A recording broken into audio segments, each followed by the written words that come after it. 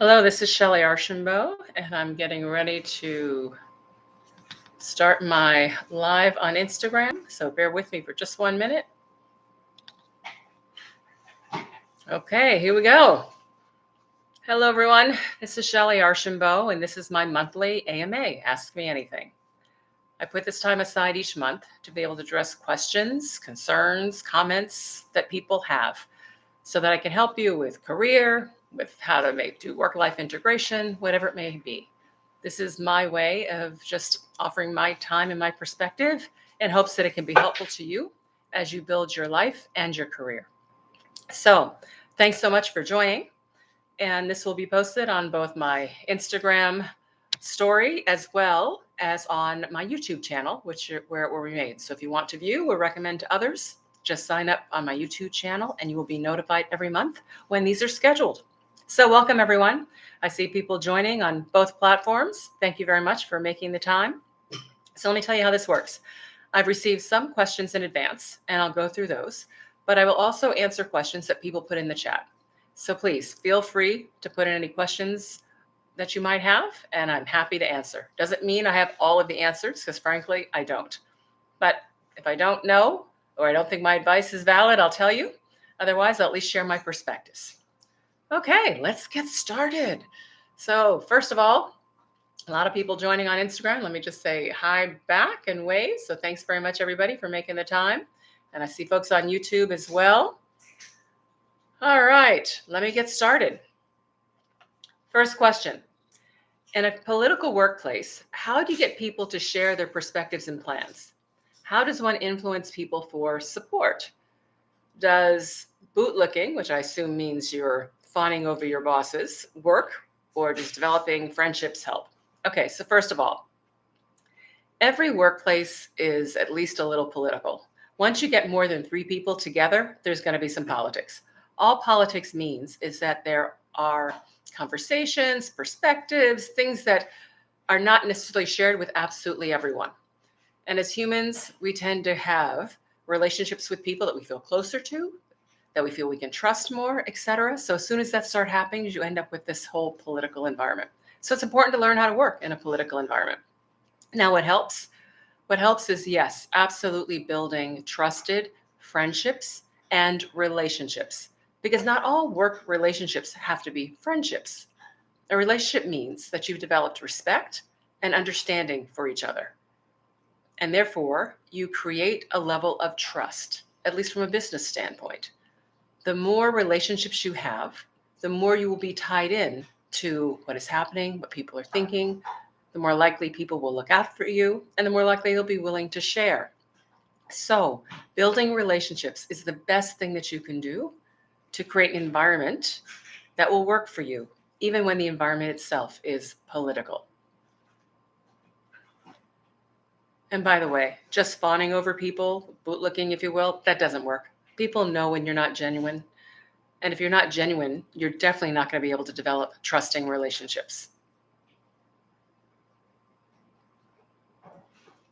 Let's see. Next question. When you moved to Japan, how did you develop influential friends in the company and community there? Were you invited to their home for tea, or did you proactively pursue making friends? And if so, how? Lots of relationship questions today. So first of all, I knew that my role in Japan, in Tokyo, was temporary. It was going to be a 2 to 3 year assignment. So I did invest in making relationships, but I wasn't actually necessarily focused on building deep roots within the local community.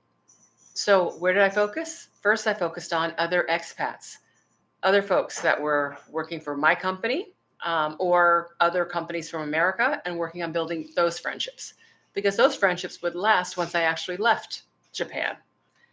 And these people were people who had been there longer than I had. They were people that I could learn from and therefore be valuable to me, and hopefully I could bring value to them.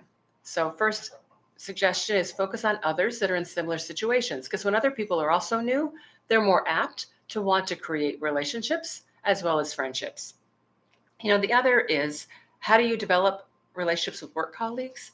One of the best ways to do that is by offering help. Literally, It sounds very simple, but it really is. When you see people working on a project or doing something, ask if you can help. If there is an event or an initiative that the company's doing, a lot of companies have special initiatives or programs or events, etc. Volunteer to help. When you do that, people see that you are part of the organization and that you are willing to put yourself forward. And in that way, you can also establish friendships. That's been my key. I've moved around a lot. And what I always do when I get to a new environment is I figure out, how can I help? What can I do to make other people's jobs easier? Because if I can be helpful, then they can get to know me in a way that's positive. And then I can use that to develop an overall friendship. The other thing I did outside of work is focus on neighbors. And I have lots of tricks, and I talk about this in Unapologetically Ambitious, my book. One of the things that I do is I knock on neighbors' doors and I borrow things when I first move in. Because frankly, think about it. If you move into a new place, it's very credible that you can't find the hammer or the screwdriver or whatever it might be. So by knocking on a door to borrow something, you get to knock on the door, you get to introduce yourself, you let them know you're new to the neighborhood, you're still unpacking boxes, and do they happen to have a hammer you can borrow or a screwdriver, whatever it might be. Hopefully they do. And if they don't, that's okay. You still have an excuse for having a conversation, and now you've met them. If they do have one, then you get to borrow it. You go home, you use it, and then you get to return it. And when you return it, it gives you another opportunity to have an interaction. You can return it with a thank you gift. Thank you gift can be simple as a Starbucks gift card, or if you like to cook something homemade, I happen to like to cook. And by doing that, people then say, oh, you're a nice person, you're a generous person, and maybe you're someone that they'd like to know. And it creates the basis for when you see them in the hallways or you see them on the street, you can talk, right? Invite them to things. That's how you develop relationships in new neighborhoods.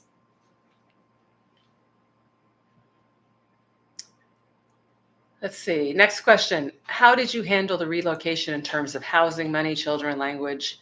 And how do you succeed in an atmosphere that's quite alien? So first of all, I was fortunate. When I went overseas, I was sent overseas by IBM. So therefore, they paid the expenses of relocation, etc. And with regards to language, we took tutoring. We took lessons so that we could learn. And I say we, my kids in school, my late husband, he took a couple lessons and then he didn't want to do the homework, so he stopped. And I took a few, but frankly, even though I was based in Japan, I had responsibility for all of Asia Pacific. And I traveled more than half the time. So therefore, learning the language wasn't as critical because I was faced with a lot of different languages. All right, next question. I was laid off in January as an HR manager with no warning. I'm now in a contract role as an HR business partner. I've been on several final round interviews, but I've been getting the feeling these companies don't want to hire a Black woman leading HR. In addition, I've let fear stifle me to not start over in my business. At one point, I owned a shoe boutique. I wanted to do a graphic t-shirt line years before it was popular. Now I've let the years pass me by. Trying to figure out, what should I do now? How do you start over in your 50s? So, good question. Here's the good news. It's never too late. Honestly, it's never too late. And how do you start over? You start over by being strategic. First, do a self-assessment. What are your strengths? What are your strengths? And hopefully after 50 years, you know what your strengths are. Now, if you don't, the good news is there's lots of tools out there to help you figure out your strengths. So just go online and say, how to determine my strengths. And trust me, you'll see a number of tools that'll show up that'll help you figure that out. Once you understand your strengths, then you can sit there and say, okay, now that I understand my strengths, what kinds of roles are best suited for these strengths that I have? And make a list of those roles, doing that research. And then you look at the roles and you say, all right, which ones actually are interesting to me? And listen, I talked about going online and finding out a tool to help you figure out strengths. Well, the other way you can also figure out strengths is by asking coworkers that have known you for a long time, or just people in your network that have known you for a long time.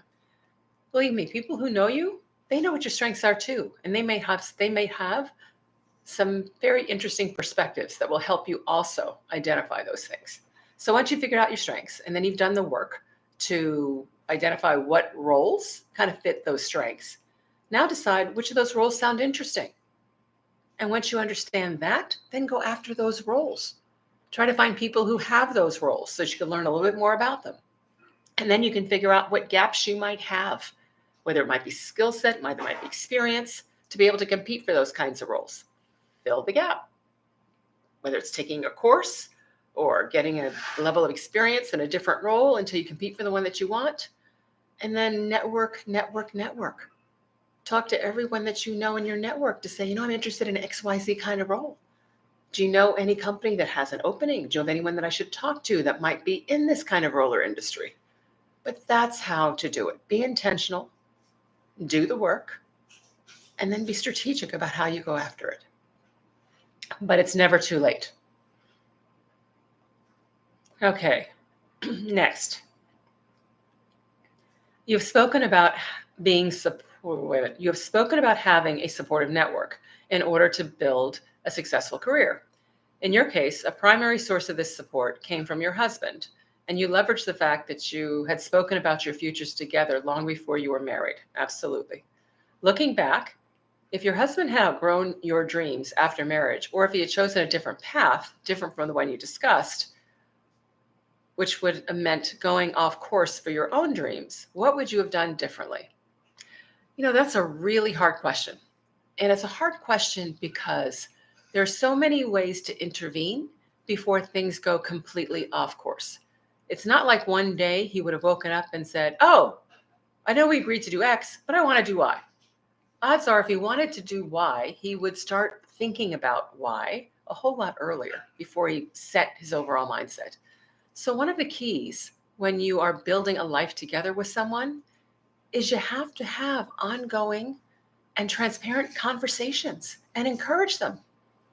So don't just assume that the conversation you had when, in my case, we first got engaged was going to hold for the rest of our marriage. No, we talked about it every step of the way because there were steps. The steps were, okay, if I want to work for IBM because I want to be CEO of IBM and I need to go through training, and we're living in Philadelphia, training's in Dallas, and we also want to have kids. And once I get pregnant, I can't fly. So we decided together that we were going to move to Dallas so that I could go through training without having to travel, which meant he had to find a job in Dallas, right? Which he did. So every step of the way, you don't just make decisions and come back and say, oh, it would have been very different if I walked in the house and said, oh, we need to move to Dallas so I can do blah, blah, blah, blah, blah. No, you have the conversation about how do we make this work? And then together you make the decision. And if you do that all along the way, odds are really low that you're going to end up on completely different courses as a surprise. What'll happen is as you start to have those conversations about how to execute a certain step, all of a sudden you start seeing some differences. Well, great, you deal with it then versus waiting until it becomes a real crisis. So when you ask me what would I do, I wouldn't let that happen. I wouldn't let it be a surprise. So my biggest advice, keep talking. Keep talking. Hard decisions, hard discussions are almost like raw meat. Now I like to cook, so you have to understand that. But if you keep raw meat in the refrigerator for a day or two, it's fine, right? You keep a tough conversation with yourself for a day or two, it's okay. You keep that piece of raw meat in the refrigerator for a month, 6 months, for a year, it's going to be pretty disgusting and pretty awful. And guess what? If you keep that hard decision to yourself for 6 months, for a year, time goes by, people are making assumptions, it becomes so much harder to have the conversation. So have it up front. It is so much easier. All right, I see a question that's come through on the chat. If there was a new lesson you'd add to your book, Unapologetically Ambitious, what would it be? Okay, let's see. I try to talk about a lot of it. What would a new lesson be? A new lesson would be, as you think about your goals, right, and planning, because as you know from the book, I'm a big believer in setting goals. Make sure that if you have children, that you're including them in the process so that they learn the advantage and the value of setting goals and of going after things that you want and of being intentional. Because if you do it all, which is wonderful, but you don't actually share and be transparent along the way, then the next generation isn't learning from you. So that would be one. Thanks for the question. All right. I see a few comments about reading the book and loving it. I'm so glad to hear it. Any other comments online? I'm just checking on Insta. All right, checking on YouTube. Nope. So let me go back to what was sent in advance. To what extent did your emotional stability contribute to your ability to pursue your dreams? Emotional stability, that's a good one. Because I don't know that anybody is consistently emotionally stable. If you read my book, you knew that I wasn't. I actually went through a period of depression in my late 20s. I wouldn't call that emotionally stable. So here's the key. We all go through hard times. We all do. That's okay. The key is when we go through hard times, when we're feeling unsure, when we're feeling like we can't handle whatever it is we're trying to deal with, get help. Get help. And that help can be a psychologist, like I took help from. Help can be from a friend. It can be from a coach. It can be from a family member. It doesn't matter. Here's the key. Life is hard. Life is really hard. Now, people don't actually talk about that fact, but it is. And because it's hard, don't think that just because it's hard for you and because it seems easy for everyone else, that it's your problem. All right? It's not. It is hard for everyone. They just don't admit it or they don't talk about it. It's one of the reasons I wrote the book. I wanted to talk about the fact that it's hard. So go get help. Let people know you need some help. You need some support. You're not sure what to do. It's okay to be a little vulnerable. Because I've found that if you ask people for help in the right way, most people are actually willing to be helpful. So ask for the help. Worst case, you don't get it. And guess what? You're no worse off. Because if you don't ask, you definitely don't get it. Next question. How do you see the future? It's exponentially changing. Oh, AI. How do you see the future? It's exponentially changing the world. How do you keep up being in the tech industry? All right. Here's the truth. Things are always changing. Always. Always. Today it's AI. Tomorrow it's going to be something else. And after that, it's going to be something else. How do you stay up to date? I do it by reading. There's lots that you can read about what's going on with AI to at least give you a perspective and a background. But that's true with everything. You know, it's interesting. In the US, we go to high school. Most of us go to college. And then when we go to college, we think we're done with education because we start our career. Well, I'm here to tell you, it's not how it works. They tell you that's the way it works.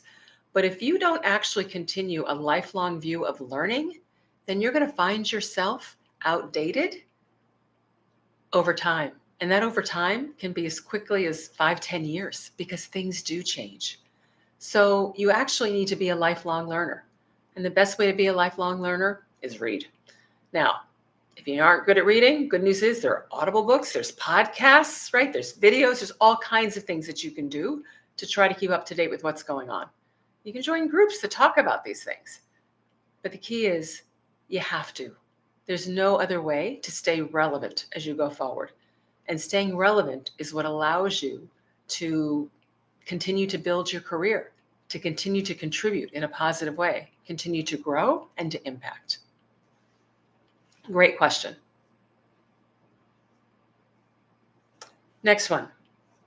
A huge part of following one's career goals strictly, especially as a mom, can come off as being selfish. While on one hand, I can say, well, as long as you put yourself first, it doesn't matter. However, on another hand, I can argue that the mother-child relationships involve a certain level of selflessness, which a strict career plan may not permit. How does one balance the two? Really good question. First of all, let me define selfish. Because I'll tell you, people have called me selfish. I had somebody leave me a book review that felt that, I came across as selfish in the book. And everybody else definitely owns their own opinions, and that's okay. But let me explain how I define selfish. I define selfish as doing something completely for yourself without regards for anyone else. I didn't do that. Yes, I absolutely had goals. Yes, absolutely ambitious. But I had multiple goals. Yes, I wanted to be a CEO, but I also wanted to be married and have a life partner. And I wanted to have children. And I wanted to raise children that were independent, that were caring, and that were self sufficient, self confident. So I needed to take all of those things into account when I made decisions. And I did. And I did that in combination with my life partner, with my husband. So when you say follow your career strictly, I never said and made every single career decision all by myself and then just let my family know what was happening. It's not what I did. I had open conversations. My husband was very much a part of our career plan. It was our career plan for me, but we were doing it as a team. And he felt like he was part of it and doing it as a team. And we made decisions given the kids and the family, right? I did just go off and make decisions without considering them. So I didn't feel I was actually being selfish. Now, when it comes to how do you do that, one of the keys is to realize that you get to decide whose judgment you're willing to accept. Because the world wants to judge us on everything. And if we accept the world's judgment on us about everything, oh my gosh, it would be crushing, crushing. We can't do that. My biggest advice is you decide what you're willing to be judged on and what you're not. Because honestly, people outside, they don't know you. So who are they to actually judge you? They don't know you. They don't know your family. They don't know your priorities. They don't know what you're dealing with. So don't just accept other people's judgments. Now, if it's somebody that you live with, like your spouse, right, or your kids or whatever, that's a little different. But I'm talking about outside judgment. So you decide what you're willing to be judged on. And I talk about that in the book too. And I give examples. My daughter had this crazy thick hair when she was little and growing up. And the best way to make it look nice is you brush combs, you parted, and you braided it. Right? Well, I knew how to do that. But my late husband, he didn't know how to do that. He was a former football player, 6'2", big hands, right? I mean, he tried to part and braid and make little pretty bows. I mean, it was really hard for him. So as a result, when he was learning, Kevlin went to school looking pretty jacked up. I mean, hair was like all over the place, crazy parts and braids that were skew or coming unraveled, right? Did other people judge? I'm sure they did. I'm sure they looked at her coming into school and thought, where's her mother? How could they let her out of the house looking like that? But you know what? We didn't care. She was 3-4 years old going to preschool. She didn't care how she looked. And Scotty needed to learn how to do her hair. And you know what he did? And after about a month, she went to school looking great. It didn't impact her at all. She's a successful mother of 3 today.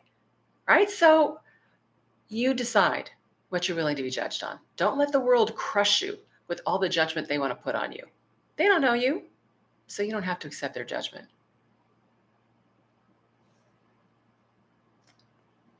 Next one. In the pursuit of your career goals, how did living apart from your husband affect your relationship with your husband? That's a good question, because actually there were 2 times in my career where I commuted, meaning the family was in one state and I was working in another state and I commuted back and forth. Was that easy? No. Did it harm our relationship? It didn't. And the reason it didn't is because we worked on it. We communicated often. We talked about what we were doing before I did it. And, Scotty was my person, right? So he was my best friend. So when things happened, I talked to him about it. He felt very much involved and I felt very involved and engaged. Did I miss him? Did I miss the kids? Right? Absolutely. Was it easy? No, it wasn't. But they were all short term. And I knew they were short term. He knew they were short term. And we were doing it for a reason. So it worked out okay. The key is going into it eyes wide open and setting expectations with each other on how to make this work and how to make sure that nobody feels taken advantage of or taken for granted. Okay, next one. This is a bit controversial, but I'll ask it anyway. We spoke about the tokenistic. You talked about tokenism a little bit, um, in terms of, as you were climbing the career ladder as a Black woman, you got invited to things you felt because you were Black and representing, right, diversity, etc. If tokenism benefits you in your goals, should you take advantage of it? Quote unquote, be strategic, or stay true to your values and call it out? Well, let's talk about this a little bit. And it's a great question. And yes, it's a tough and sensitive question. So sometimes, absolutely, when I was working for IBM, I knew that my husband and I were getting invited to typically it was a community event, right? Maybe a dinner for a nonprofit, and IBM bought a table and we got invited to be at the table, et cetera. And I knew that we were invited because we were adding diversity, right, to the table. Wasn't necessarily true all the time, but I'm sure it was in the back of people's minds. So I could have done a couple things. One, I could say, you're only inviting me because I'm Black, so I'm not going, right? Not sure what value that serves. Um, or two, you show up, right? And you go, especially if it's something that you want to do. Now, if it's something that you don't want to do, that's different. You can absolutely decline. But here's what I like to say.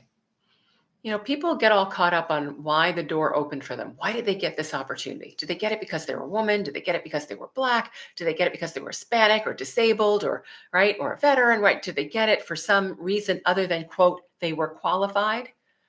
Well, here's the truth that nobody talks about. Doors have been opening for people for opportunities for all kinds of reasons forever. People got invited to jobs interviews and even got jobs because their father played with the head of the company on the golf course, right? And somebody therefore made an introduction. Mother went to the same university with someone who was running the operation and therefore opened the door and you got the interview, right? All kinds of reasons why people got jobs, nepotism, all kinds of things. So for many of us, we just weren't in those neighborhoods. We didn't live in the neighborhoods. We weren't allowed and weren't part of those country clubs. We weren't part of those schools or universities. So we weren't in the networks that opened the doors, that created opportunities. So now when people want diversity and they're reaching deeper and broader, et cetera, they might find you. Well, guess what? Nobody complained before to say, oh my goodness, well, they only got the interview because mother went to college with so-and-so, blah, right now, nobody cared. So don't worry about it. It doesn't matter why the door opened for you. All that matters is what you do when you get on the other side of the threshold. That's what matters. Because how you do the job and whether you're successful at the job and therefore move forward and get promoted, et cetera, that's all on you. So I tell people, don't worry about why the door opens. If it opens, go through the door.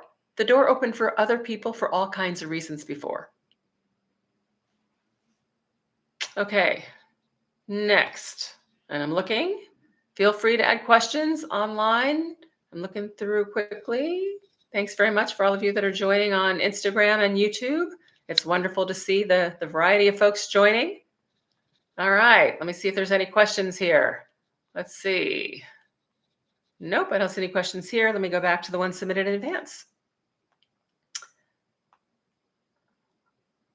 Okay, all right, here's a call out. I'm not going to read this one because it's pretty personal, but if you're listening, you'll know who you are. So in answer to the person who said they're an Asian expat with an Asian manager and they have family issues, etc.,